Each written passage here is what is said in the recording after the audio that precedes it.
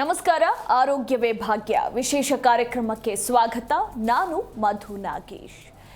ವೀಕ್ಷಕರೇ, ಇವತ್ತಿನ ಆರೋಗ್ಯವೇ ಭಾಗ್ಯ ಕಾರ್ಯಕ್ರಮದಲ್ಲಿ ಥೈರಾಯ್ಡ್ ಸಮಸ್ಯೆ ಬಗ್ಗೆ ಮಾತನಾಡೋಣ.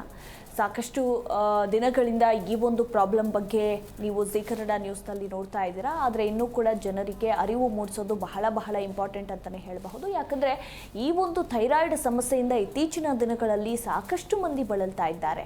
ಹಾಗಿದ್ರೆ ಈ ಥೈರಾಯ್ಡ್ ಪ್ರಾಬ್ಲಮ್ ಅನ್ನೋದು ಎಲ್ಲಿಂದ ಹುಟ್ಕೊಳ್ಳುತ್ತೆ, ಎಲ್ಲಿಂದ ಶುರು ಆಗುತ್ತೆ, ಯಾಕೆ ಬರುತ್ತೆ, ಕಾರಣಗಳು, ಲಕ್ಷಣಗಳು, ಅದಾದ ಮೇಲೆ ಹೇಗಿರಬೇಕು ಅನ್ನೋದ್ರ ಕುರಿತಾಗಿ ಸಂಪೂರ್ಣ ಮಾಹಿತಿಯನ್ನು ತಿಳಿಸಿಕೊಡೋದಕ್ಕೆ ನಮ್ಮ ಜೊತೆ ಈಗ ಹೋಮಿಯೋ ಕೇರ್ನ ಖ್ಯಾತ ವೈದ್ಯರಾಗಿರುವಂತಹ ಡಾಕ್ಟರ್ ಉಮರ್ ಅವರಿದ್ದಾರೆ. ಅವರನ್ನ ಕಾರ್ಯಕ್ರಮಕ್ಕೆ ವೆಲ್ಕಮ್ ಮಾಡೋಣ. Hi doctor, welcome to the show. Hello. ಹೇಗಿದ್ದೀರಾ doctor? I am fine. How are you? Yeah, I am also good. Thank you, doctor. Yes, thyroid ನಾವೇ ಸಾಕಷ್ಟು ಬಾರಿ ಈ ಸಮಸ್ಯೆ ಬಗ್ಗೆ ಮಾತನಾಡಿದ್ದೀವಿ ಡಾಕ್ಟರ್. ಆದರೂ ಕೂಡ ಜನಕ್ಕೆ ಈ ಥೈರಾಯ್ಡ್ ಬಗ್ಗೆ ಇನ್ನೂ ಒಂದಷ್ಟು ಪ್ರಶ್ನೆಗಳಿದೆ. ಅಂದರೆ ಈ ಥೈರಾಯ್ಡ್ ಅನ್ನೋದು ಎಲ್ಲಿಂದ ಶುರುವಾಗುತ್ತೆ ಅನ್ನೋದು, ಅದರಲ್ಲೂ ಇತ್ತೀಚಿನ ದಿನಗಳಲ್ಲಿ ಕಂಪೇರ್ ಟು ಮೆನ್, ವುಮೆನ್ಸಲ್ಲಿ ಹೆಚ್ಚಾಗಿ ಕಂಡು ಬರ್ತಾ ಇದೆ. ಸೊ ಮೊದಲನೇದಾಗಿ ಥೈರಾಯ್ಡ್ ಬರೋದಕ್ಕೆ ಪ್ರಮುಖ ರೀಸನ್ಸ್ ಅಂದರೆ ಕಾರಣಗಳು, ಹಾಗೆ ಅದರ ಲಕ್ಷಣಗಳ ಕುರಿತಾಗಿ ತಿಳಿಸ್ಕೊಡಿ ಡಾಕ್ಟರ್.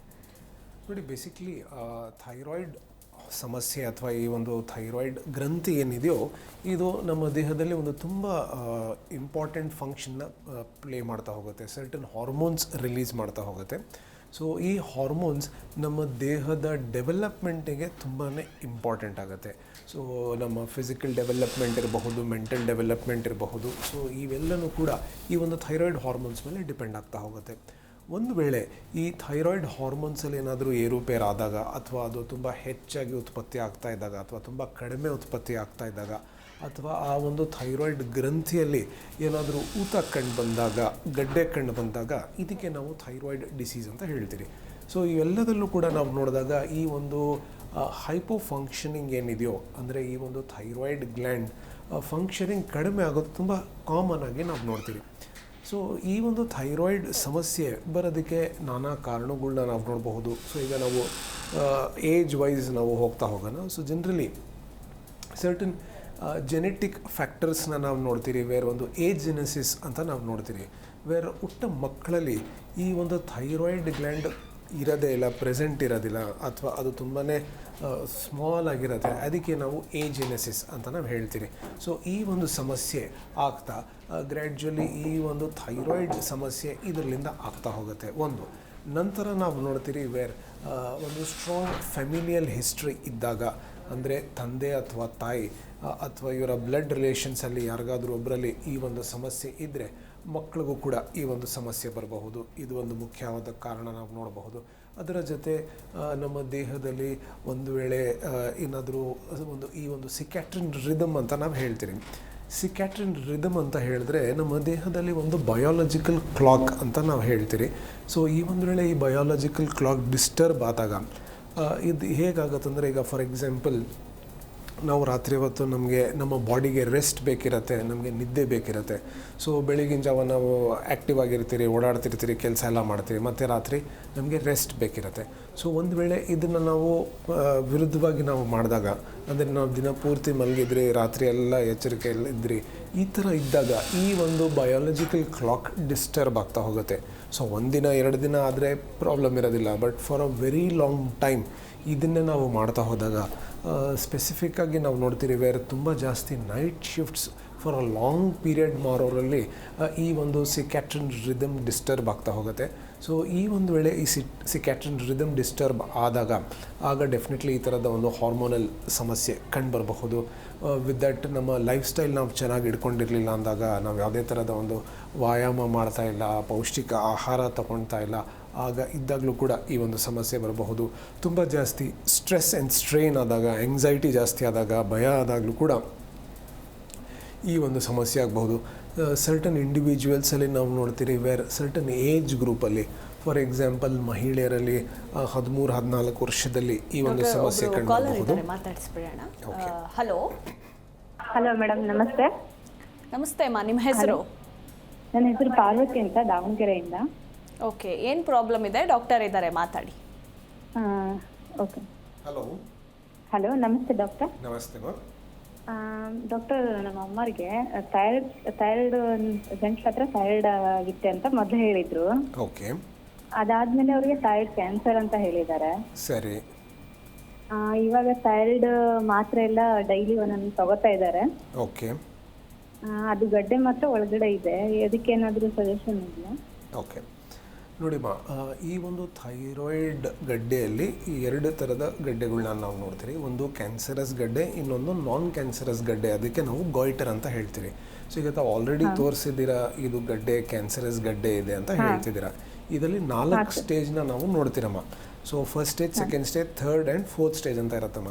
ಸೊ ಒಂದು ವೇಳೆ ಈ ಕ್ಯಾನ್ಸರಸ್ ಗಡ್ಡೆ ಇದ್ದರೆ ಇದಕ್ಕೆ ನಾವು ಕರೆಕ್ಟಾಗಿರುವಂಥ ಚಿಕಿತ್ಸೆ ಮಾಡೋದು ಇಂಪಾರ್ಟೆಂಟು. ಇದಕ್ಕೆ ಒಂದು ವೇಳೆ ಅದು ಮೆಟಾಸ್ಟಾಸಿಸ್ ಅಂದರೆ ಅದು ಹರಳತಮ್ಮ. ಸೊ ಅದನ್ನು ಹರಳೋದಕ್ಕೆ ನಾವು ಬಿಡಬಾರ್ದು.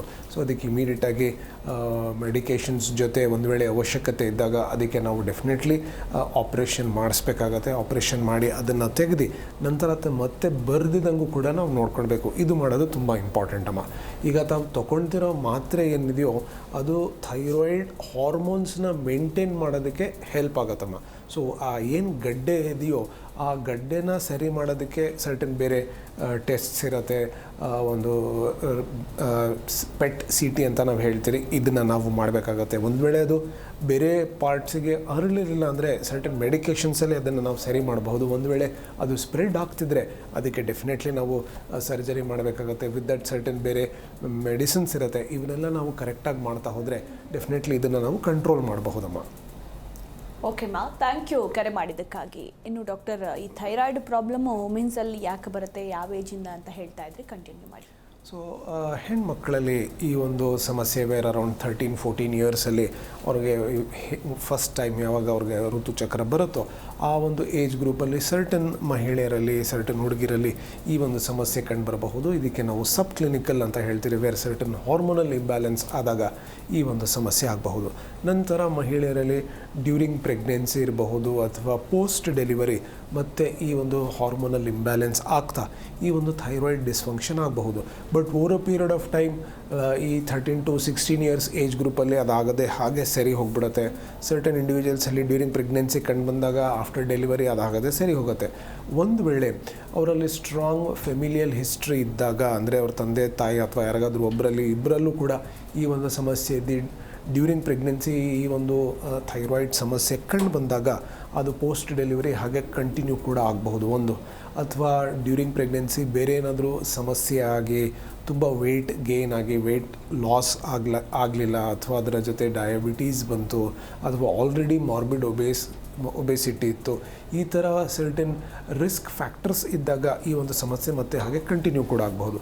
ಅದರ ಜೊತೆ ನಾವು ನೋಡ್ತೀರಿ ವೇರ್ ನಮ್ಮ ದೇಹದಲ್ಲಿ ಒಂದು ಇಮ್ಯೂನ್ ಸಿಸ್ಟಮ್ ಅಂತ ನಾವು ನೋಡ್ತೀವಿ. ಒಂದು ರೋಗ ನಿರೋಧ ಶಕ್ತಿ ಇರುತ್ತೆ. ಸೊ ಈ ರೋಗ ನಿರೋಧ ಶಕ್ತಿ ಬೇಸಿಕ್ ಫಂಕ್ಷನ್ ಏನಾಗುತ್ತೆ ಅಂದರೆ ನಮ್ಮ ದೇಹದಲ್ಲಿ ಯಾವುದಾದ್ರೂ ಒಂದು ಬ್ಯಾಕ್ಟೀರಿಯಾ ಅಥವಾ ಒಂದು ವೈರಸ್ ಬಂದಾಗ ಆ ಒಂದು ಇಮ್ಯೂನ್ ಸಿಸ್ಟಮ್ ಹೆಚ್ಚಾಗಿ ಆ ಬ್ಯಾಕ್ಟೀರಿಯಾನ ಡೆಸ್ಟ್ರಾಯ್ ಮಾಡುವಂಥ ಕೆಲಸ ಇರುತ್ತೆ.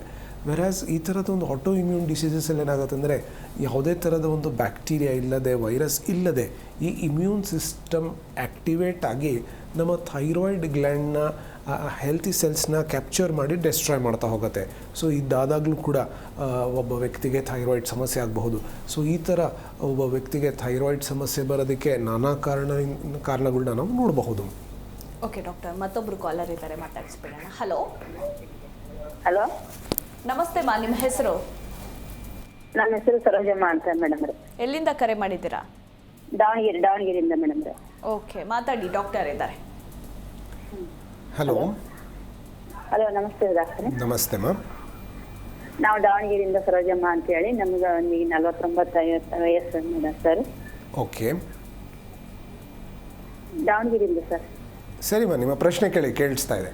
ಇದು ನನಗೆ ಈಗ 5 ವರ್ಷ ಆಯ್ತ್ರಿ.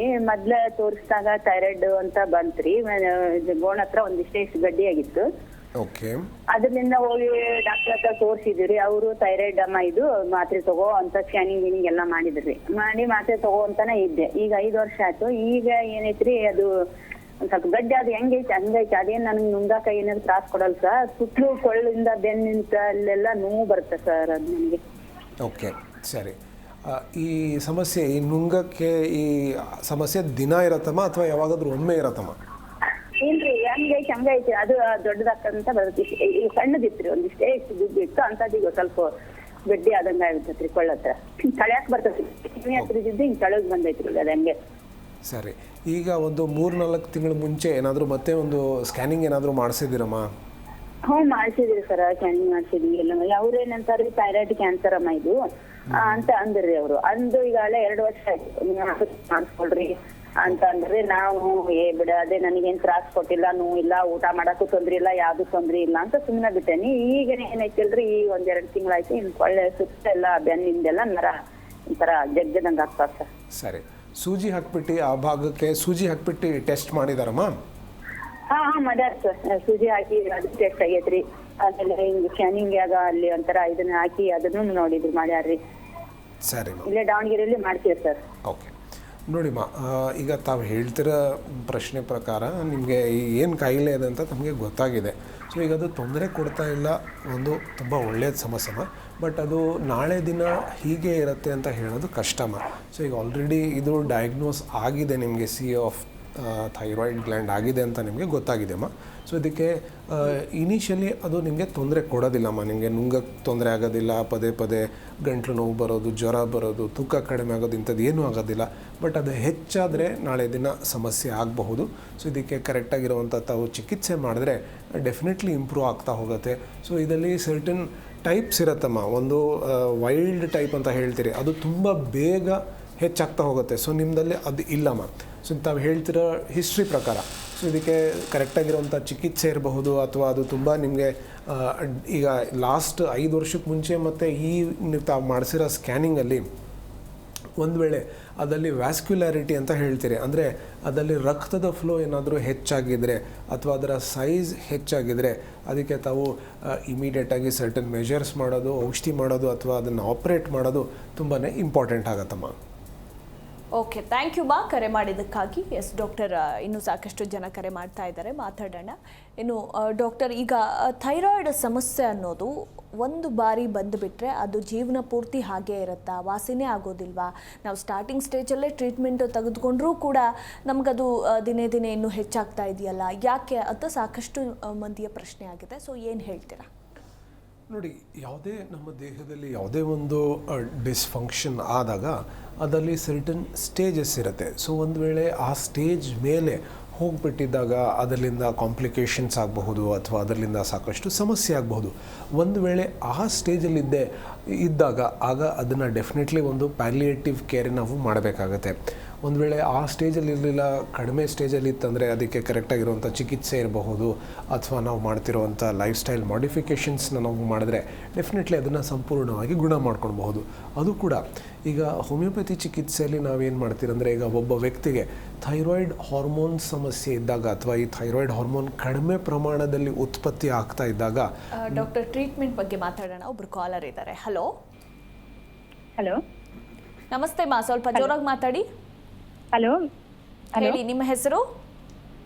ಅದೇ ಆಗ್ಲೂ ಕಾಲ್ ಮಾಡಿದ್ನಲ್ಲ ಮೇಡಮ್, ಪಾರ್ವತಿ ಅಂತ. ಓಕೆ, ಈಗ ನಾವು ಅಂದರೆ ಆಸ್ಪತ್ರೆಯ ಪರ್ಸನಲ್ ಕಾಂಟ್ಯಾಕ್ಟ್ ನಂಬರನ್ನು ಕೊಟ್ಟಿರ್ತೀವಿ, ಆ ನಂಬರ್ಗೆ ಮತ್ತೊಮ್ಮೆ ನೀವು ಕರೆ ಮಾಡಿ ಮಾ. Yes doctor, please continue. So ಈ ಒಂದು ಸಮಸ್ಯೆ ವೇರ್ ಸರ್ಟನ್ ಸ್ಟೇಜಸಲ್ಲಿ ಇದ್ದಾಗ, ಅರ್ಲಿ ಸ್ಟೇಜಸ್ಸಲ್ಲಿ ನಾವು ಕರೆಕ್ಟಾಗಿ ಟ್ರೀಟ್ ಮಾಡಿದ್ರೆ ಡೆಫಿನೆಟ್ಲಿ ಅದನ್ನು ನಾವು ಸರಿ ಮಾಡ್ಕೊಳ್ಬಹುದು. ಅದು ಕೂಡ ಈಗ ನಾವು ಹೋಮಿಯೋಪತಿಯಲ್ಲಿ ನಾವು ಕೊಡುವಂಥ ಮೆಡಿಕೇಷನ್ಸ್ ವೇರ್ ನಮ್ಮ ಥೈರಾಯ್ಡ್ ಗ್ಲ್ಯಾಂಡ್ನ ಸ್ಟಿಮ್ಯುಲೇಟ್ ಮಾಡೋದಕ್ಕೆ ನಾವು ಸರ್ಟನ್ ಮೆಡಿಕೇಷನ್ಸ್ ಕೊಡ್ತೀರಿ. ಸೊ ಇದರಲ್ಲೂ ಕೂಡ ಈಗ ಒಂದು ವೇಳೆ ಸಬ್ ಕ್ಲಿನಿಕಲ್ ಹೈಪೋಥೈರಾಯ್ಡಿಸಮ್ ಇದ್ದಾಗ ಅಥವಾ ಥೈರಾಯ್ಡ್ ಡಿಸ್ಫಂಕ್ಷನ್ ಹೈಪೋಥೈರಾಯ್ಡಿಸಮ್ ಆಗಿದ್ದಾಗ ಇನಿಷಿಯಲ್ ಸ್ಟೇಜಸಲ್ಲೇ ಇದ್ದರೆ ಇದನ್ನು ನಾವು ಡೆಫಿನೆಟ್ಲಿ ಸರಿ ಮಾಡ್ಕೊಳ್ಬಹುದು. ವೇರ್ ಹೋಮಿಯೋಪತಿ ಮೆಡಿಸಿನ್ಸ್ ಮುಖಾಂತರ ಆ ಒಂದು ಥೈರಾಯ್ಡ್ ಗ್ಲ್ಯಾಂಡ್ನ ನಾವು ಸ್ಟಿಮ್ಯುಲೇಟ್ ಮಾಡೋದಕ್ಕೆ ಮೆಡಿಕೇಷನ್ಸ್ ಕೊಡ್ತೀರಿ. ಈಗ ಥೈರಾಯ್ಡ್ ಹಾರ್ಮೋನ್ ಕಡಿಮೆ ಆಗ್ತಾ ಇದೆ, ಆ ಕಡಿಮೆ ಆಗಿರೋದಕ್ಕೆ ನಾವು ಒಂದು ಸಪ್ಲಿಮೆಂಟ್ ಕೊಡೋದಿಲ್ಲ. ಅದು ಕಡಿಮೆ ಇದೆ, ಈ ಒಂದು ಮಾತ್ರೆ ತೊಗೊಂಡಾಗ ಥೈರಾಯ್ಡ್ ಹಾರ್ಮೋನ್ ಇಂಪ್ರೂವ್ ಆಗುತ್ತೆ ಅಷ್ಟೇ. ಆ ಥರದ ಒಂದು ಚಿಕಿತ್ಸೆ ನಾವು ಕೊಡೋದಿಲ್ಲಮ್ಮ. ಸೊ ಈ ಥರದ ಒಂದು ಕಾನ್ಸ್ಟಿಟ್ಯೂಷನಲ್ ಅಪ್ರೋಚ್ನ ನಾವು ಮಾಡಿ ಅರ್ಲಿ ಸ್ಟೇಜಸಲ್ಲಿ ಇದನ್ನು ನಾವು ಡಯಾಗ್ನೋಸ್ ಮಾಡಿ ರೈಟ್ ಟೈಪ್ ಆಫ್ ಟ್ರೀಟ್ಮೆಂಟ್ ನಾವು ಮಾಡಿದ್ರೆ ಡೆಫಿನೆಟ್ಲಿ ಇದನ್ನು ನಾವು ಸರಿ ಮಾಡ್ಕೊಳ್ಬಹುದು. ಬಟ್ ಅದರ ಜೊತೆ ನಮ್ಮ ಲೈಫ್ ಸ್ಟೈಲ್ ಚೇಂಜಸ್ ಇರಬಹುದು ಅಥವಾ ಏನೊಂದು ರಿಸ್ಕ್ ಫ್ಯಾಕ್ಟರ್ಸ್ ಇರುತ್ತೋ ಅದನ್ನು ಐಡೆಂಟಿಫೈ ಮಾಡಿ ಆ ರಿಸ್ಕ್ ಫ್ಯಾಕ್ಟರ್ಸ್ನ ನಾವು ರೆಡ್ಯೂಸ್ ಮಾಡ್ತಾ ಬಂದರೆ ಈ ಒಂದು ಸಮಸ್ಯೆ ರಿಲ್ಯಾಪ್ಸ್ ಆಗದಿಲ್ಲಂಗೂ ಕೂಡ ನಾವು ನೋಡ್ಕೊಳ್ಬಹುದು. ಓಕೆ ಡಾಕ್ಟರ್, ಇನ್ನು ಕಾಂಪ್ಲಿಕೇಶನ್ಸ್ ಬಗ್ಗೆನೂ ಕೂಡ ನೀವು ಹೇಳ್ತಾ ಇದ್ರಿ. ನೆಗ್ಲೆಕ್ಟ್ ಮಾಡಿದ್ರೆ ಥೈರಾಯ್ಡ್ ಪ್ರಾಬ್ಲಮನ್ನು ಏನೆಲ್ಲ ಸಮಸ್ಯೆಗಳನ್ನು ನೆಕ್ಸ್ಟ್ ಎದುರಿಸಬೇಕಾಗತ್ತೆ ಅಂತ. ನೋಡಿ, ನಾನು ಆಗಲೇ ಹೇಳ್ದಂಗೆ ಈ ಒಂದು ಥೈರಾಯ್ಡ್ ಹಾರ್ಮೋನ್ಸ್ ಏನಿದೆಯೋ ನಮ್ಮ ದೇಹದ ಎಲ್ಲ ಥರದ ಒಂದು ಡೆವಲಪ್ಮೆಂಟಿಗೆ, ಫಂಕ್ಷನಿಂಗಿಗೆ ತುಂಬ ಇಂಪಾರ್ಟೆಂಟ್ ಆಗುತ್ತೆ. ಸೊ ಮೈಂಡ್ ಡೆವಲಪ್ಮೆಂಟ್ ಇರಬಹುದು, ಬಾಡಿ ಡೆವಲಪ್ಮೆಂಟ್ ಇರಬಹುದು, ಇವೆಲ್ಲದಕ್ಕೂ ಕೂಡ ಇಂಪಾರ್ಟೆಂಟ್. ಒಂದು ವೇಳೆ ಈಗ ಏಜ್ ಗ್ರೂಪ್, ಈಗ ಚಿಕ್ಕ ಮಕ್ಕಳಲ್ಲಿ ಈ ಒಂದು ಥೈರಾಯ್ಡ್ ಡಿಸ್ಫಂಕ್ಷನ್ ಆದಾಗ ಸೊ ಅವರಲ್ಲಿ ಎಲ್ಲ ಥರದ ಒಂದು ಡೆವಲಪ್ಮೆಂಟ್ ಕಡಿಮೆ ಆಗಬಹುದು. ಫಾರ್ ಎಕ್ಸಾಂಪಲ್, ಅವರ ಮೆದುಳು ಏಜ್ ಏನಿದೆಯೋ, ಬ್ರೈನ್ ಡೆವಲಪ್ಮೆಂಟ್ ಏನಿದೆಯೋ ಇದು ಕಡಿಮೆ ಆಗ್ತಾ ಹೋಗಬಹುದು. ಸೊ IQ ಕಡಿಮೆ ಆಗ್ತಾ ಹೋಗುತ್ತೆ. ಅದರ ಜೊತೆ ಅವರ ಹೈಟ್ ಆ್ಯಂಡ್ ವೇಟ್ ಕಡಿಮೆ ಆಗ್ತಾ ಹೋಗಬಹುದು. ಸೊ ಇದಕ್ಕೆ ನಾವು ನೋಡ್ತೀರಿ ಒಂದು ಗ್ಲೋಬಲ್ ಡೆವಲಪ್ಮೆಂಟಲ್ ಡಿಸಾರ್ಡರ್ ಅಂತ ಹೇಳ್ತೀರಿ, ಅಥವಾ ಮಕ್ಕಳಲ್ಲಿ ಈ ಒಂದು ಸಮಸ್ಯೆ ಆದಾಗ ಇದಕ್ಕೆ ನಾವು ಕ್ರೆಟಿನಿಸಮ್ ಅಂತ ನಾವು ಹೇಳ್ತೀರಿ. ನಾವು ನೋಡಿರಬಹುದು ಮಕ್ಕಳಿಗೆ ತುಂಬಾ IQ ತುಂಬಾ ಕಡಿಮೆ ಇರುತ್ತೆ. ಸೊ ಅವರ ಏಜ್ ಅರೌಂಡ್ 8-9 ಇಯರ್ಸ್ ಇರುತ್ತೆ, ಬಟ್ ಅವರ ಮೆದ್ಲು ಏಜ್ ಅರೌಂಡ್ 2 ಇಯರ್ಸ್ 3 ಇಯರ್ಸ್ ಇರುತ್ತೆ. ಸೊ ಈ ಥರ ಆಗಬಹುದು. ಅದೇ ಥರ ಈಗ ಮಧ್ಯ ವಯಸ್ಸಲ್ಲಾದಾಗ ಅವರಲ್ಲಿ ಜ್ಞಾಪಕ ಶಕ್ತಿ ಕಡಿಮೆ ಆಗ್ತಾ ಹೋಗಬಹುದು. ಸೊ ವೀಕ್ನೆಸ್ ಆಫ್ ಮೆಮೊರಿ ಅಂತ ಹೇಳ್ತೀರಿ. ಇವೆಲ್ಲ ಸರ್ಟನ್ ಕಾಂಪ್ಲಿಕೇಶನ್ಸ್ ಹೆಚ್ಚಾಗ್ತಾ ಹೋಗುತ್ತೆ. ಅಥವಾ ವೆಯ್ಟ್ ಆಗ್ತಾ ಹೋದಾಗ ಸರ್ಟನ್ ಇಂಡಿವಿಜುವಲ್ಸಲ್ಲಿ ತುಂಬ ಜಾಸ್ತಿ ಬ್ಯಾಕ್ ಪೇಯ್ನ್ ಇರಬಹುದು, ಅಥವಾ ನೀ ಪೇಯ್ನ್ ಇರಬಹುದು, ಹೀಲ್ ಪೇಯ್ನ್ ಇರಬಹುದು. ಇದೊಂದು ತುಂಬ ಇಂಪಾರ್ಟೆಂಟ್ ಕಾಂಪ್ಲಿಕೇಶನ್ ಆಗುತ್ತೆ. ಅದರ ಜೊತೆ ಮಹಿಳೆಯರಲ್ಲಿದ್ದಾಗ ಅವರಲ್ಲಿ ಋತುಚಕ್ರದಲ್ಲಿ ತುಂಬಾ ವ್ಯತ್ಯಾಸ ಆಗ್ತಾ ಹೋಗುತ್ತೆ. ಇದರಿಂದ ಬಂಜೆತನ ಆಗಬಹುದು.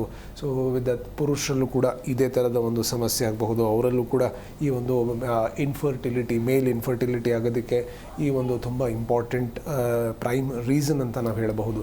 ಸೊ ಈ ಥರದ ಒಂದು ಹೈಪೋಥೈರಾಯ್ಡಿಸಮಲ್ಲಿ ಈ ಥರದ ಸಾಕಷ್ಟು ಕಾಂಪ್ಲಿಕೇಶನ್ಸ್ನ ನಾವು ನೋಡ್ತೀರಿ. ಅದೇ ಥರ ಹೈಪರ್ ಥೈರಾಯ್ಡಿಸಮ್ ಇದ್ದಾಗ ಅದರಲ್ಲಿ ತುಂಬಾ ಜಾಸ್ತಿ ಆ್ಯಂಗ್ಸೈಟಿ, ಫಿಯರ್ ಹೆಚ್ಚಾಗ್ತಾ ಹೋಗುತ್ತೆ. ಕಣ್ಣು ತುಂಬ ಉಬ್ಬುತ್ತಾ ಹೋಗುತ್ತೆ, ಕಣ್ಣು ಆಚೆ ಬಂದಂಗೆ ಆಗುತ್ತೆ, ಕಣ್ಣಲ್ಲಿ ಪದೇ ಪದೇ ಇನ್ಫೆಕ್ಷನ್ ಆಗೋದಿರಬಹುದು, ಕೈಕಾಲಲ್ಲಿ ತುಂಬ ಜಾಸ್ತಿ ನಡ್ಕ ಬರೋದಿರಬಹುದು, ಹಾರ್ಟ್ ರೇಟ್ ತುಂಬಾ ಜಾಸ್ತಿ ಆಗ್ತಾ ಹೋಗುತ್ತೆ. ಇದರಿಂದ ನಾವು ಎರಿಥ್ಮಿಯಾಸ್ ಅಂತ ಹೇಳ್ತೀರಿ, ಇರ್ರೆಗ್ಯುಲರ್ ಹಾರ್ಟ್ ಬೀಟ್ಸ್ ಆಗೋದು, ತುಂಬ ಫಾಸ್ಟಾಗಿ ಹಾರ್ಟ್ ರೇಟ್ ಆಗೋದು, ಈ ಥರದ ಸಾಕಷ್ಟು ಹಾರ್ಟ್ ರಿಲೇಟೆಡ್ ಇಶ್ಯೂಸು ಕೂಡ ಆಗಬಹುದು. ಸೊ ಈ ಥರ ಈ ಒಂದು ಥೈರಾಯ್ಡ್ ಹಾರ್ಮೋನ್ ಸಮಸ್ಯೆನ ನಾವು ನೆಗ್ಲೆಕ್ಟ್ ಮಾಡಿದಾಗ ಈ ಥರದ ಸಾಕಷ್ಟು ಕಾಂಪ್ಲಿಕೇಶನ್ಸ್ ಆಗಬಹುದು. ಓಕೆ ಡಾಕ್ಟರ್, ಇನ್ನು ಥೈರಾಯ್ಡ್ ಸಮಸ್ಯೆಯಿಂದ ದೂರ ಇರಬೇಕು, ಹಾಗಿದ್ರೆ ನಮ್ಮ ಲೈಫ್ ಸ್ಟೈಲ್ ಹೇಗಿರಬೇಕು ಅನ್ನೋ ಒಂದು ಪ್ರಶ್ನೆ ಬರುತ್ತೆ. ಸೊ ಹಾಗಿದ್ರೆ ಏನು ತಿನ್ನಲೇಬಾರ್ದಾ, ವ್ಯಾಯಾಮಕ್ಕೆ ಮಾಡಬೇಕು ಅಂತ ನೀವು ಆಗಲೇ ಹೇಳ್ತಾ ಇದ್ರಿ. ಸೊ ಇವರು ಜಿಮ್ಗೆ ಹೋಗಬಹುದಾ ಅಂತ ಒಂದು ಪ್ರಶ್ನೆ ಬರುತ್ತೆ. ಆ್ಯಂಡ್ ಪ್ರಮುಖವಾಗಿ ಥೈರಾಯ್ಡ್ ಪ್ರಾಬ್ಲಮ್ ಇದ್ದವರು ಇಂತಹ ಒಂದು ಫುಡ್ ಐಟಮ್ನ ತಿನ್ನಲೇಬಾರ್ದು ಅಂತ ಇದ್ದರೆ ಅದು ಯಾವುದು, ಹೆಚ್ಚಾಗಿ ಏನನ್ನು ಸೇವಿಸಬೇಕು ಅವರು ಪ್ರತಿನಿತ್ಯ ಅಂತ? ಇದು ತುಂಬ ಇಂಪಾರ್ಟೆಂಟ್. ಸಾಮಾನ್ಯವಾಗಿ ಈ ಒಂದು ಥೈರಾಯ್ಡ್ ಸಮಸ್ಯೆ ಇದ್ದವರಲ್ಲಿ ನಾವು ಹೇಳ್ತೀರಿ ಸರ್ಟನ್ ಗಾಯ್ಟಿರೋಜನ್ಸ್ ಅಂತ ನಾವು ಹೇಳ್ತೀರಿ. ಸೊ ಈ ಗಾಯ್ಟ್ರೋಜನ್ಸ್ ಬರೋದು ನವಿಲುಕೋಸು ಇರಬಹುದು, ಹೂಕೋಸು ಇರಬಹುದು, ಆಲೂಗಡ್ಡೆ ಇರಬಹುದು. ಇದನ್ನು ಸಾಕಷ್ಟು ಮಟ್ಟಿಗೆ ಅವಾಯ್ಡ್ ಮಾಡೋದು ಒಳ್ಳೆಯದು ಅಂತ ನಾವು ಹೇಳ್ತೀರಿ. ಅದರ ಜೊತೆ ನಾವು ತಗೊಳ್ತಿರೋ ಉಪ್ಪು, ಇದರಲ್ಲಿ ಅಯೋಡೈಸ್ಡ್ ಸಾಲ್ಟ್. ಸೊ ಈಗ ನಮಗೆ ಒಂದು ಪೌಡ್ರ್ ಉಪ್ಪು ಬರುತ್ತೋ, ಪುಡಿ ಉಪ್ಪು ಏನು ಉಪಯೋಗಿಸ್ತಿರೋ ನಾವು, ಇದರಲ್ಲಿ ಸಾಕಷ್ಟು ಅಯೋಡಿನ್ ಇರುತ್ತೆ. ಸೊ ಇದನ್ನು ನಾವು ಉಪ್ಪನ್ನ ನಾವು ಈ ಒಂದು ಅಯೋಡೈಸ್ಡ್ ಸಾಲ್ಟನ್ನ ನಾವು ಯೂಸ್ ಮಾಡಿದ್ರೆ ಡೆಫಿನೆಟ್ಲಿ ಈ ಒಂದು ಗಾಯ್ಟರ್ ಬರೋದಿರಂಗೆ ನಾವು ನೋಡ್ಕೊಳ್ಬೋದು. This is the simple thing. ಇದರ ಜೊತೆ ನಮ್ಮ ಲೈಫ್ ಸ್ಟೈಲ್ ಅಂತ ನಾನು ಆಗಲೇ ಹೇಳಿದಾಗ ನಮ್ಮ ಸಿಕ್ಯಾಟ್ರಿನ್ ರಿದಮ್ ಅಂದರೆ ನಮ್ಮ ಏನೊಂದು ಬಯಾಲಜಿಕಲ್ ಕ್ಲಾಕ್ ಇರುತ್ತೋ ಆ ಒಂದು ಬಯಾಲಜಿಕಲ್ ಕ್ಲಾಕ್ ಪ್ರಕಾರ ನಾವು ಫಂಕ್ಷನ್ ಮಾಡ್ತಾ ಹೋಗಬೇಕಾಗತ್ತೆ. ಸೊ ನಮ್ಮ ದೇಹಕ್ಕೆ ಅಟ್ಲೀಸ್ಟ್ ಒಂದು 6 ಗಂಟೆಯಷ್ಟು ಸಮಯ ನಿದ್ದೆ ನಾವು ಮಾಡಬೇಕಾಗತ್ತೆ. ಸಿಂಪಲ್ ಎಕ್ಸಸೈಸ್ ಇರಬಹುದು, ಬೆಳಗ್ಗೆದ್ದು ಒಂದು ಅರ್ಧ ಗಂಟೆ ವಾಕ್ ಮಾಡೋದಿರಬಹುದು, ಸ್ಟ್ರೆಚಿಂಗ್ ಎಕ್ಸಸೈಸ್ ಇರಬಹುದು. ಇವನ್ನೆಲ್ಲ ಮಾಡೋದು ತುಂಬ ಇಂಪಾರ್ಟೆಂಟ್. ಇದರ ಜೊತೆ ಈ ಒಂದು ಥೈರಾಯ್ಡ್ ಹಾರ್ಮೋನ್ ಇದ್ದಾಗ ಸಾಮಾನ್ಯವಾಗಿ ನೋಡ್ತೀರಿ ಸರ್ಟನ್ ಇಂಡಿವಿಜುವಲ್ಸಲ್ಲಿ ನಮ್ಮ ದೇಹದಲ್ಲಿ ಕ್ಯಾಲ್ಶಿಯಮ್ ಕೂಡ ಕಡಿಮೆ ಆಗ್ತಾ ಹೋಗುತ್ತೆ. ಸೊ ಈ ಕ್ಯಾಲ್ಶಿಯಮ್ ಕಡಿಮೆ ಆಗ್ತಾ ಹೋದಾಗ ತುಂಬ ಜಾಸ್ತಿ ಜಾಯಿಂಟ್ ಪೇನ್ ಕಂಡು ಬರಬಹುದು, ಹೇರ್ ಫಾಲ್ ಜಾಸ್ತಿ ಆಗಬಹುದು. ಸೊ ಇದಕ್ಕೆ ತಕ್ಕಂಗೆ ಹಾಲಿರಬಹುದು, ರಾಗಿ ಇರಬಹುದು ಅಥವಾ ನಮಗೆ ಮೊಟ್ಟೆ ಇರಬಹುದು, ಬೇಯಿಸಿರೋ ಮೊಟ್ಟೆ ತಿನ್ನೋರಿದ್ರೆ ಬೇಯಿಸಿರೋ ಮೊಟ್ಟೆ ಉಪಯೋಗಿಸೋದು, ಈ ಥರದ ಒಂದು ಆಹಾರಗಳನ್ನ ಹೆಚ್ಚಾಗಿ ತಿನ್ನೋದಿರಬಹುದು, ಫ್ರೂಟ್ಸ್ ಹೆಚ್ಚಾಗಿ ತಿನ್ನೋದಿರಬಹುದು. ಇದನ್ನು ನಾವು ಮಾಡ್ತಾ ಹೋದರೆ ಡೆಫಿನೆಟ್ಲಿ ಅನುಕೂಲ ಆಗ್ತಾ ಹೋಗುತ್ತೆ. ಸೊ ನಮ್ಮ ಬಾಡಿ ವೆಯ್ಟನ್ನ ನಾವು ಮೇಂಟೈನ್ ಮಾಡಬೇಕಾಗತ್ತೆ. ನಮ್ಮ ಹೈಟಿಗೆ ನಮ್ಮ ವೆಯ್ಟ್ ಪ್ರಪೋರ್ಷನೇಟ್ ಆಗಿರಬೇಕಾಗತ್ತೆ. ಸೊ ಒಂದು ವೇಳೆ ವೆಯ್ಟ್ ಗೇನ್ ಆಗ್ತಾ ಇದ್ದರೆ ಸರ್ಟನ್ ಕಾಯಿಲೆಯಲ್ಲಿ ಲೈಕ್ ಈ ಹೈಪೋಥೈರಾಯ್ಡಿಸಮ್ ಅಂತ ನಾವು ಹೇಳ್ತೀರಿ, ಇದರಲ್ಲಿ ವೆಯ್ಟ್ ಗೇನ್ ತುಂಬ ಜಾಸ್ತಿ ಆಗುತ್ತೆ. ಅದೇ ಥರ ಹೈಪರ್ ಥೈರಾಯ್ಡಿಸಮ್ ಇದ್ದಾಗ ವೆಯ್ಟ್ ಲಾಸ್ ಆಗ್ತಾ ಹೋಗುತ್ತೆ.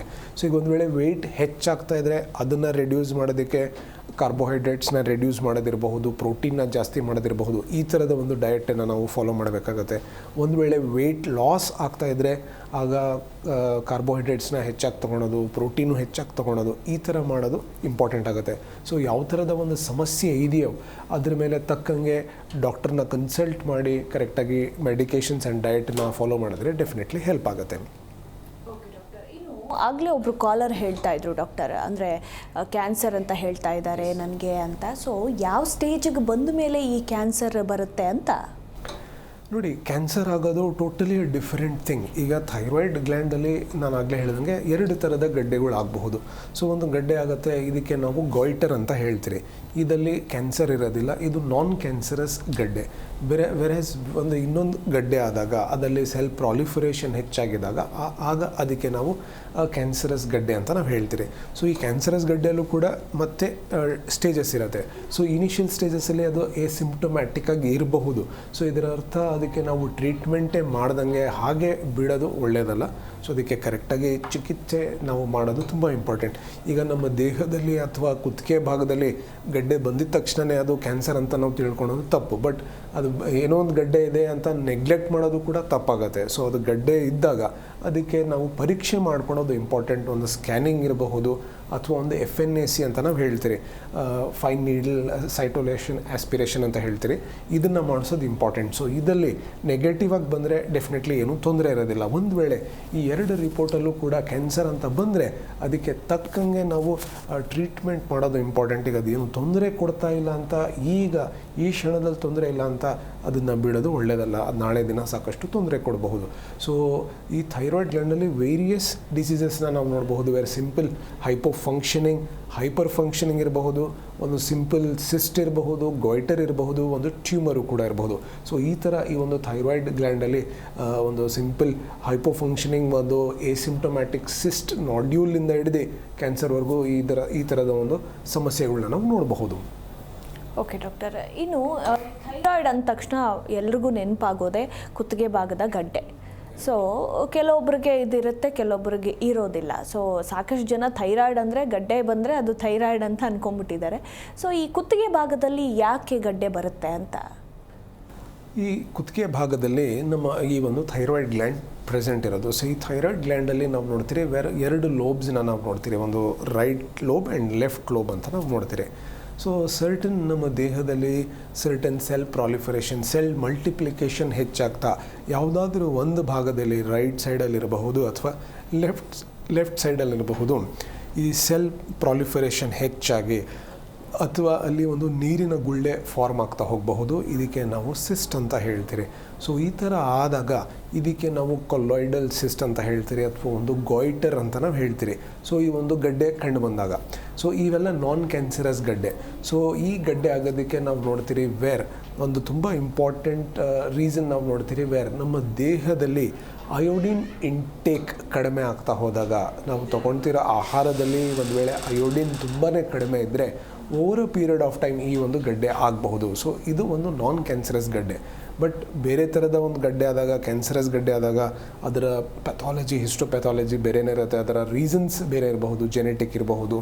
ಒಂದು ವೇಳೆ ತುಂಬ ಜಾಸ್ತಿ ನಾವು ಟೊಬ್ಯಾಕೊ ಚೀವಿಂಗ್ ಮಾಡ್ತಾ ಇದ್ದಾಗ, ಸ್ಮೋಕಿಂಗ್ ಜಾಸ್ತಿ ಮಾಡ್ತಾ ಇದ್ದಾಗ, ಆಲ್ಕೋಹಾಲ್ ಕನ್ಸಂಪ್ಷನ್ ಜಾಸ್ತಿ ಇದ್ದಾಗ, ಸರ್ಟನ್ ಏಜ್ ಗ್ರೂಪ್ಸಲ್ಲಿ ನಾವು ನೋಡ್ತೀರಿ ವಿತೌಟ್ ಎನಿ ರೀಸನ್ ಈ ಒಂದು ಸಮಸ್ಯೆ ಆಗಬಹುದು. ಸೊ ಈ ಥರ ಈ ಒಂದು ಗಾಯ್ಟರ್ ಆ್ಯಂಡ್ ನಾನ್ ಕ್ಯಾನ್ಸರಸ್ ಗಡ್ಡೆಯಲ್ಲಿ ಆ್ಯಂಡ್ ಕ್ಯಾನ್ಸರಸ್ ಗಡ್ಡೆಯಲ್ಲಿ ಸಾಕಷ್ಟು ಡಿಫ್ರೆನ್ಸಿಯೇಷನ್ಸ್ನ ನಾವು ನೋಡ್ತೀರಿ. ಅದರ ಆಗುವಂಥ ರೀಸನ್ಸು ಕೂಡ ತುಂಬ ಬೇರೆ ಅಂತ ನಾವು ಹೇಳಬಹುದು. ಓಕೆ ಡಾಕ್ಟರ್, ನಿಜಕ್ಕೂ ಕೂಡ ಥೈರಾಯ್ಡ್ ಸಮಸ್ಯೆ ಬಗ್ಗೆ ಇವತ್ತಿನ ಕಾರ್ಯಕ್ರಮದಲ್ಲಿ ನಮ್ಮ ವೀಕ್ಷಕರಿಗೆ ಸಾಕಷ್ಟು ಮಾಹಿತಿಯನ್ನು ತಿಳಿಸಿಕೊಟ್ರಿ. ಕೊನೆಯದಾಗಿ ವೀಕ್ಷಕರಿಗೆ ಏನು ಹೇಳಕ್ಕೆ ಇಷ್ಟಪಡ್ತೀರಾ? ಈ ಒಂದು ಸಮಸ್ಯೆ ಇದ್ದಾಗ ಕುತ್ತಿಗೆಯ ಭಾಗದಲ್ಲಿ ಒಂದು ಊತ ಇರಬಹುದು, ಅಥವಾ ನಮ್ಮ ದೇಹದಲ್ಲಿ ಥೈರಾಯ್ಡ್ ಡಿಸ್ಫಂಕ್ಷನ್ ಆಗ್ತಾ ಇದ್ದಾಗ, ವೆಯ್ಟ್ ಹೆಚ್ಚಾಗ್ತಾ ಇದ್ದಾಗ ಅಥವಾ ವೆಯ್ಟ್ ಕಡಿಮೆ ಆಗ್ತಾ ಇದ್ದಾಗ, ಸುಸ್ತು ಜಾಸ್ತಿ ಆಗ್ತಾ ಇದ್ದಾಗ, ಈ ಥರದ ಒಂದು ಸಮಸ್ಯೆ ಒಂದು 4-5 ವಾರಕ್ಕಿಂತ ಹೆಚ್ಚಿದ್ರೆ ಇದನ್ನು ದಯವಿಟ್ಟು ನೆಗ್ಲೆಕ್ಟ್ ಮಾಡೋಕ್ಕೆ ಹೋಗಬೇಡಿ. ಇದನ್ನು ಕರೆಕ್ಟಾಗಿ ಡಾಕ್ಟ್ರನ್ನ ತೋರಿಸಿ ಕರೆಕ್ಟಾಗಿರೋಂಥ ಚಿಕಿತ್ಸೆ ತೊಗೊಂಡ್ರೆ ಡೆಫಿನೆಟ್ಲಿ ಅನುಕೂಲ ಆಗುತ್ತೆ. ಅದಕ್ಕಿಂತ ತುಂಬ ಒಳ್ಳೆಯದು ನಮ್ಮ ಜೀವನ ಶೈಲಿಯನ್ನು ನಾವು ಚೆನ್ನಾಗಿ ಇಟ್ಕೊಂಡ್ರೆ ಸಾಕಷ್ಟು ಕಾಯಿಲೆಯಿಂದ ನಾವು ದೂರ ಇರಬಹುದು. ಎಸ್ ಡಾಕ್ಟರ್, ನೀವು ನೆಗ್ಲೆಕ್ಟ್ ಮಾಡಬೇಡಿ ಅಂತಿದ್ರಿ. ಲಾಸ್ಟ್ ಕ್ವಶನ್, ಈಗ ಥೈರಾಯ್ಡ್ ಸಮಸ್ಯೆ ಯಾವ ಸ್ಟೇಜ್ವರೆಗೂ ಇದು ಸೇಫು ಅಂತ ಹೇಳ್ಬೋದು, ಯಾವ ಸ್ಟೇಜಿಂದ ಇದು ವೆರಿ ವೆರಿ ಡೇಂಜರ್ ಅಂತ ಇದೊಂದು ಬೇಕಿತ್ತ ಆನ್ಸರ್? ಯಾವುದೇ ಥರದ ಒಂದು ಸಿಂಪ್ಟಮ್ಯಾಟಿಕ್ ಅಥವಾ ಸಿಸ್ಟಮಿಕ್ ಇನ್ವಾಲ್ವ್ಮೆಂಟ್ ಆಗ್ತಾ ಹೋದಾಗ, ಈಗ ಥೈರಾಯ್ಡ್ ಸಮಸ್ಯೆಯಿಂದ ನಾವು ಸರ್ಟನ್ ಸಿಂಪ್ಟಮ್ಸ್ನ ನಾವು ನೋಡಬಹುದು. ಅದರ ಜೊತೆ ಬೇರೆ ಆರ್ಗನ್ಸ್ ಇನ್ವಾಲ್ವ್ಮೆಂಟ್ ಆಗ್ತಾ ಅದರ ಸಿಂಪ್ಟಮ್ಸ್ ಬರ್ತಾ ಇದ್ದರೆ ತುಂಬಾ ಮಾರ್ಬಿಡ್ಡಾಗಿ ನಮಗೆ ಒಬೆಸಿಟಿ ಕಂಡು ಬರ್ತಾ ಇದೆ, ತುಂಬ ಜಾಸ್ತಿ ಜಾಯಿಂಟ್ ಪೇನ್ ಬರ್ತಾ ಇದೆ, ಅಥವಾ ಮಹಿಳೆಯರಲ್ಲಿ ತುಂಬ ಋತುಚಕ್ರದಲ್ಲಿ ತುಂಬಾ ವ್ಯತ್ಯಾಸ ಆಗ್ತಾ ಇದೆ. ಈ ಥರ ಆಗ್ತಾ ಇದ್ದಾಗ ಇದು ತುಂಬಾ ಪ್ರಾಬ್ಲಮ್ಯಾಟಿಕ್ ಆಗಬಹುದು. ಸೊ ಅದನ್ನು ಆ ಸ್ಟೇಜಸಲ್ಲಿ ಅದಕ್ಕಿಂತ ಮುಂಚೆನೇ ನಾವು ಕರೆಕ್ಟಾಗಿ ಚಿಕಿತ್ಸೆ ತೊಗೊಳೋದು ಇಂಪಾರ್ಟೆಂಟ್. ಯಾವುದೇ ಒಂದು ಸಮಸ್ಯೆ ಇರಲಿ, ಅದು ಸ್ಟಾರ್ಟ್ ಆಗಿದ ತಕ್ಷಣ ಅದು ಕಾಂಪ್ಲಿಕೇಟೆಡ್ ಸ್ಟೇಜಿಗೆ ಹೋಗೋದಿಲ್ಲ. ಅದನ್ನು ನಾವು ನೆಗ್ಲೆಕ್ಟ್ ಮಾಡಿದಾಗ ಮಾತ್ರ ಆ ಒಂದು ಸ್ಟೇಜಿಗೆ ಹೋಗುತ್ತೆ. ಸೊ ಇನಿಷಿಯಲ್ ಸ್ಟೇಜಸಲ್ಲೇ ಇದನ್ನು ನಾವು ತೋರಿಸಿ ಕರೆಕ್ಟಾಗಿ ನಾವು ಚಿಕಿತ್ಸೆ ತೊಗೊಂಡ್ರೆ ಡೆಫಿನೆಟ್ಲಿ ಹೆಲ್ಪ್ ಆಗುತ್ತೆ. ಅದು ಕೂಡ ಈ ಥರದ ಒಂದು ಕಾನ್ಸ್ಟಿಟ್ಯೂಷನಲ್ ಥೆರಪಿ, ಹೋಮಿಯೋಪತಿ ಮೆಡಿಸಿನ್ಸ್ನ ನಾವು ಮಾಡಿದ್ರೆ ಡೆಫಿನೆಟ್ಲಿ ತುಂಬ ಹೆಲ್ಪ್ ಆಗುತ್ತೆ. Okay doctor, thank you so much ಸಾಕಷ್ಟು ಮಾಹಿತಿಯನ್ನು ನೀಡಿದ್ದಕ್ಕಾಗಿ. ಮೈ ಪ್ಲೇಷರ್. ಎಸ್ ವೀಕ್ಷಕರೇ, ನೋಡಿದ್ರಲ್ಲ, ಇದಾಗಿತ್ತು ಇವತ್ತಿನ ಆರೋಗ್ಯವೇ ಭಾಗ್ಯ ವಿಶೇಷ. ಹಾಗೆ ನೀವು ಕೂಡ ಸಾಕಷ್ಟು ಆರೋಗ್ಯ ಸಮಸ್ಯೆಗಳಿಂದ ಬಳಲ್ತಾ ಇದ್ದೀರಿ, ಪ್ರತಿನಿತ್ಯ ಸವಾಲುಗಳನ್ನು ಎದುರಿಸ್ತಾ ಇದ್ದೀರಿ ಅಂತಂದರೆ ಚಿಂತೆ ಮಾಡಬೇಡಿ. ನಾವೀಗ ಹೋಮಿಯೋ ಕೇರ್ನ ಆಸ್ಪತ್ರೆಯ ಕಾಂಟ್ಯಾಕ್ಟ್ ನಂಬರ್ ಹಾಗೆ ವಿಳಾಸವನ್ನು ತೋರಿಸ್ತೀವಿ, ನೀವು ಭೇಟಿ ಕೊಡಬಹುದು, ನಿಮ್ಮೆಲ್ಲ ಆರೋಗ್ಯ ಸಮಸ್ಯೆಗಳಿಗೆ ಪರಿಹಾರವನ್ನು ಕಂಡುಕೊಳ್ಳಬಹುದು ಅಂತ ಹೇಳ್ತಾ ನೋಡ್ತಾ ಇರಿ ಜೀ ಕನ್ನಡ ನ್ಯೂಸ್, ಸತ್ಯವೇ ಸುದ್ದಿಯ ಜೀವಾಳ. ವಾಸಿಯಾಗದ ಆರೋಗ್ಯ ಸಮಸ್ಯೆ ನಿಮ್ಮನ್ನ ಕಾಡ್ತಿದೆಯಾ? ಹಾಗಿದ್ರೆ ಚಿಂತೆ ಬಿಡಿ, ನಮ್ಮ ಹೋಮಿಯೋ ಕೇರ್ಗೆ ಬನ್ನಿ. ಹೋಮಿಯೋ ಕೇರ್ ಇಂಟರ್ನ್ಯಾಷನಲ್ ಹಲವು ಆರೋಗ್ಯ ಸಮಸ್ಯೆಗಳಿಗೆ ಸಿಗಲಿದೆ ಸೂಕ್ತ ಪರಿಹಾರ. ನೇರ ಭೇಟಿಗೆ ಸಂಪರ್ಕಿಸಿ 9550 00 1133 1800 10 81 212.